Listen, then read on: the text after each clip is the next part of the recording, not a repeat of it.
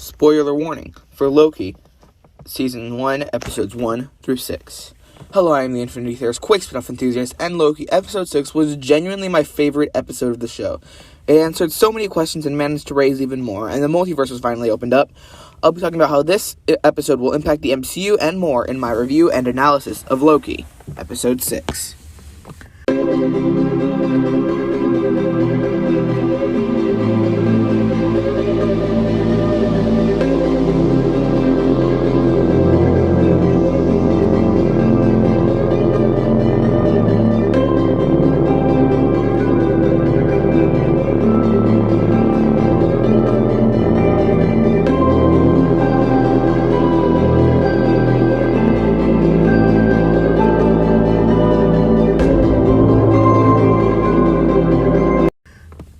As always, let's start with my notes on the episode. First, we, of course, have to start with the beautiful Marvel Studios intro that opens the episode.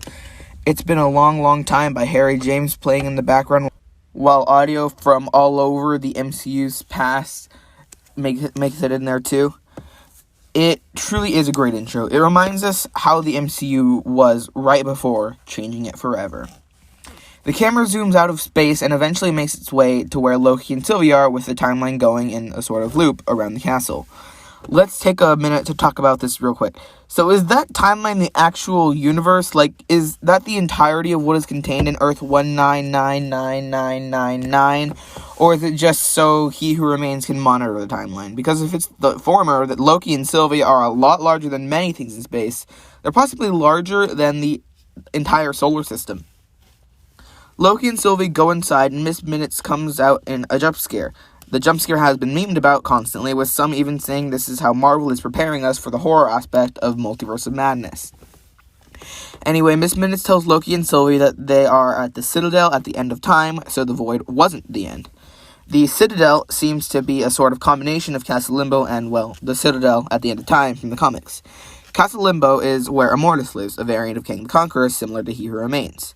And the Citadel in the comics is where a guy who calls himself He Who Remains lives. He Who Remains is from Earth 761243 and 794282. And he was the final director of the TVA in the last multiverse. He created the Time Twisters to teach the next universe, but instead of traveling the multiverse, they only went back in time in the current universe, causing a lot of trouble. Time Twisters. Does that sound familiar? Those are the little devices used in Episode 1 of Loki to keep Loki from leaving. Now, He Who Remains in the comics also created the Timekeepers as a replacement for the Time Twisters, which created two timelines, one where the Time Twisters exist and one where they didn't. Miss Minutes offers to reinsert Loki and Sylvie back into the timeline and give both of them their dream lives. Two Lokis in the same place with nothing but good memories. Sylvie doesn't believe Miss Minutes and says it's fiction, which is probably Marvel's way of reminding us that this isn't real. It's all fiction. It exists purely for entertainment purposes. We shouldn't feel too much emotion for what happens in the show, even though a lot of us still do. Loki says that he and Sylvie write their own destiny now, and Miss Minutes says, sure you do. This is foreshadowing for later in the episode when Loki and Sylvie talk to He Who Remains. We quickly cut to Renslayer, who, is downloading files on her TemPad, and it turns out the files she downloaded were not the ones she wanted. Miss Minutes tells her that he thinks these would be better. He, probably meaning He Who Remains. Back at the Citadel, He Who Remains, played by Jonathan Majors, is eating an apple. I saw on Instagram a post that had an image of He Who Remains with an apple, and it said, an apple a day keeps the doctor away, and under that was a picture of Doctor Strange, which makes sense, since we know Strange is the one who is going to deal with the multiverse in his own movie, Doctor Strange in the Multiverse of Madness.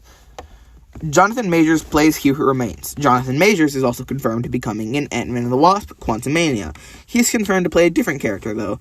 He's going to play the Marvel villain Kang the Conqueror, a time-traveling conqueror trying to take over timelines. In the MCU, it seems like He Who Remains is a variant of Kang, or vice versa. He Who Remains is most likely the Kang variant Immortus, who lives in Castle Limbo, which I mentioned earlier. He Who Remains says, wow, twice in this episode, basically stealing Owen Wilson's famous line. Owen Wilson got to say it a grand total of 0 times in the whole season, and hopefully he'll say it in Season 2.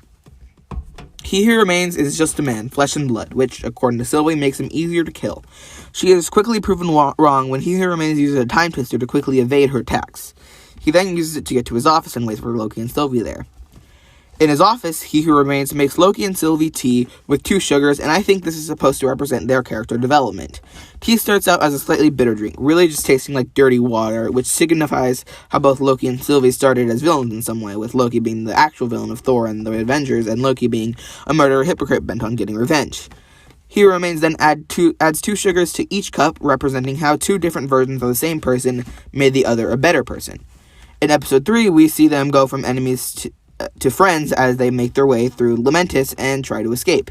They eventually make each other better people in that episode, especially as they tell each other their life stories on the train. After that, you understand where they're coming from, and Loki and Sylvie finally learn to love themselves. Albeit in the most disgusting way imaginable, but still love. Mobius visits Renslayer's office and says that they figured out her secret, showing her the pen. Then we cut to a bunch of TVA agents chasing down B-15 in Fremont, Ohio in fall of 2018. You can tell it is fall and months after Thanos' snap because of the homecoming posters on the wall. The TVA finds B-15 in someone's classroom. It turns out this classroom is owned by someone named Rebecca Tormenay, but the person who comes in looks exactly like Judge Renslayer. This confuses the TVA agents as well, with B-15 having to tell them that it isn't her. Instead, this is the Sacred Timeline version of her, the non-variant version. Renslayer is a variant of Tormenay, who had some Nexus event that branched off the main timeline. Loki and Sylvie think they won since they found He Who Remains, but He Who Remains says that he had planned everything, showing the variant's script with 3 characters, L1130, L1190, and me. L1130 is, of course, Loki, and me is He Who Remains, but L1190 is either a production mistake or a mistake on He Who Remains' part, because Sylvie's variant number is L0852. L1190 wouldn't even make sense, since Sylvie's Nexus event was a very long time before Loki's, and it would only make sense if the TVA went in order of cases to number the variant. He Who Remains knows it all and has seen it all. He paved the road. Loki and Sylvie just walked down it. This gave the internet a new meme format, and I've seen some with Agents of S.H.I.E.L.D. as He Who Remains and all the other MCU shows on Loki and Sylvie's faces, and I've also seen one where the Iron Man movie was He Who Remains and the rest of the MCU was Loki and Sylvie. He Who Remains starts talking like a video game NPC by explaining literally everything. He asks Sylvie if she trusts Loki or anyone, and if she is even capable of trust. He says there is a reason for the TVA and that he has to take away people's free will. Renslayer and Mobius argue about who betrayed whom, and Renslayer accuses Mobius of throwing eons of friendship away on a couple of Lokis. Mobius tells her that taking away people's free will is wrong, and she says that the only person that should be allowed free will is the one in charge. At the end of the scene, Renslayer tells Mobius that she is going in search of free will. What this tells us is that she wants control. She is in search of power. She will definitely be a big part of Season 2. He Who Remains' methods are deceptive, but according to him, everything burns without the TVA. Sylvie asks him what he is afraid of, and he says himself. Sylvie asks him who exactly he is, and he says he has been labeled many things, including Conqueror, another hint that Kang is coming. He then says it is not as simple as a name. He then starts explaining his life story. He lived on Earth 1,000 years from now in the 31st century, and he discovered the multiverse along with all of his other variants at the same time. Most of them were good and helped the other variants by teaching the science of their universe to improve the other ones. Real wholesome stuff, right? Yeah, well, some variants didn't see it that way. A new universe to them just meant new lands to conquer. Again, another Kang setup. This ended up in an all-out multiversal war.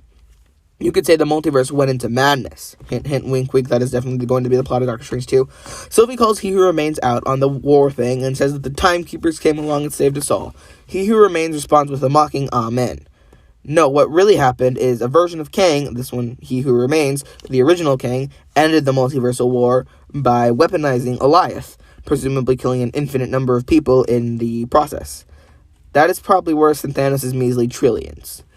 He Who Remains then singled out the Sacred Timeline and has been its protector ever since. He then tells Loki and Sylvie that he knows they weren't there to kill him. He also says that if they think he is evil, they should wait to see his variants. he keeps everyone safe. The choices are stifling order or cataclysmic chaos. According to him, the TVA is the only thing that works. He Who Remains gives Loki and Sylvie a choice. They either kill him and let an infinite number of Kangs come to conquer other timelines, or they take control. Go back to the TVA and tell them why they're doing what they do. No more lies, just a stifling order led by 2 Loki variants. When Sylvie asks He Who Remains why he would give up control, he said it was because he was getting old and tired. Control is for the young and hungry, which makes no sense considering Loki is 1,500 years old and Sylvie even older. Sylvie accuses He Who Remains of trading people's lives like a game. He Who Remains says it wasn't personal, and when Sylvie says it was personal to her, he tells her to grow up, calling her a murderer and hypocrite, and saying that they're all villains here. We're all villains here. It was probably the best line of the episode because it reminded us what this show is about. Loki's journey from villain to who wants control to narcissistic anti-hero to caring hero. It's not just about the TVA or introducing the multiverse. It is about Loki and Sylvie's personal journeys. Anyway, He Who Remains says they cross some threshold when thunder rumbles outside. This almost perfectly syncs up with Wanda becoming the Scarlet Witch in WandaVision, with both of them happening at around the 27:50 or 28-minute mark. After that, He Who Remains drops something that syncs up in the same way with Agatha falling. He Who Remains tells us he knew everything up to a certain point, and the threshold they crossed was when he stopped knowing everything. This is similar to when the Ancient One in Doctor Strange saw all of her life up to one moment, the moment of her death. We see outside the Citadel the beginnings of the multiverse, a few little branches here and there, but nothing past the red line yet. He Who Remains says something about reincarnation, and he says he loves all of this honesty. That is another WandaVision lineup, as Wanda tells Vision there isn't a future for them. He Who Remains says something about a fresh start as the Hex closes, which is also pretty interesting. Loki and Sylvie argue about what to do with He Who Remains, with Sylvie accusing Loki of wanting the throat. Sylvie wonders why they don't see it in the same way, and they start fighting. Loki tells Sylvie that he's been where she is, he's felt the pain she has, and says that he doesn't want to hurt Sylvie or the throne, and he doesn't want the throne, he just wants Sylvie to be okay. They then have a disgusting kiss with He Who Remains in the background watching them as if he is part of the audience. Sylvie tells Loki that she isn't him, and she sends Loki through a time door back to the TVA. Sylvie kills He Who Remains with him saying, "See you soon," as his last words, and we cut to outside of the Citadel, where the multiverse has been officially opened. Branches coming off of each other everywhere. So many potential stories for Marvel to tell. We cut to the TVA, where the timeline TV shows us branches coming off of the sacred timeline, and Mobius tells B-15 that there is no turning back. I want to take a moment to look at this timeline TV. Right here, there are 2 branches overlapping. I wonder, could this be the Agents of S.H.I.E.L.D. timeline? I hope not. I want it to be regular MCU canon, but if it is this branching timeline, it would technically be Marvel Cinematic Multiverse canon. Mobius and B-15 say the Time Variance Authority slogan, and we cut to Loki, who seemed to have a breakdown. When he gets up, a bunch of TVA agents run past him. Loki looks for Mobius in all the places he had seen him before, and every place he went to was shot with different camera angles than they were in the previous episodes. This gave me a slightly unsettling feeling. When Loki finally finds Mobius, it turns out there are 63 new branches with more on the way. He then asks B-15 if someone, referred to as he, just wants him to let the timeline branch. He could mean the actual King the Conqueror. Loki tells Mobius that they can't stop the branches because he and Sylvie freed the timeline. They found him, and now countless versions of Kang are coming to conquer the timelines. Mobius asks Loki who he is, breaking the hearts of viewers everywhere, and the camera turns to where the statue of the Timekeeper should be, but instead of them, it is a giant statue of the real Kang. And then after the credits, Loki is confirmed for a second season by a stamp on Loki's variant file. Before we get into the review, I would like to mention that I have a podcast. It is called Infinity Theorist Unscripted Rants, or ITUR for short. I mostly talk about fandom, and sometimes I'll go off topic or just plain not know what I'm talking about. Don't worry, you'll get used to that. It is available wherever you get your podcasts, and there is a link to it in the description. Hey, while you're down in the description, let me tell you about Infinity 600, a project for a world record. It is a project I created as a kind of internet community thing. There will be 600 participants, and every participant will contribute 1 hour of footage that will be edited into the longest video on YouTube. If that sounds interesting to you, sign up. It is completely free. Full rules are on the website. Just a few more things in the description: my live channel, my Instagram, and my TikTok. I do live stream sometimes, very rarely, and also very rarely I post on TikTok. I do post on Instagram, not very often, but more often than the others. Now for the review. First, the title review. This episode is called For All Time, Always. That is the TVA slogan and a great title for a season finale. It tells us that something is going to happen to the TVA, something important. That's all it tells us, and it is great. I'll give the title a 96 out of 100. As for the episode, it was my favorite episode of the season. A lot of things were explained, and the multiverse was finally opened. That will be a major player in the future of the MCU, or should I say MCM. And along with giving us the multiverse, it also gave us Kang the Conqueror, a villain who I can't wait to see in Quantumania. It was also a great end to a season. Leave us on a cliffhanger to leave room for theories before Season 2 comes. That's exciting. I know I cannot wait for Season 2. I'll give the episode a score of a 98 out of 100. Not a perfect episode, but very close, and very deserving of a high score. That averages out to 97 out of 100. A very good score, and the best of the season. Alright, so you can watch another video by clicking the top left, top right, and bottom left corners of the screen. But before you do that, click the bottom right corner of the screen to subscribe so you can see more videos like this, more TV reviews, some theories, a lot of fun stuff. Also, go follow my Instagram and my TikTok, and go listen to my podcast. It's really fun. Alright, that's everything I have for you today. Goodbye.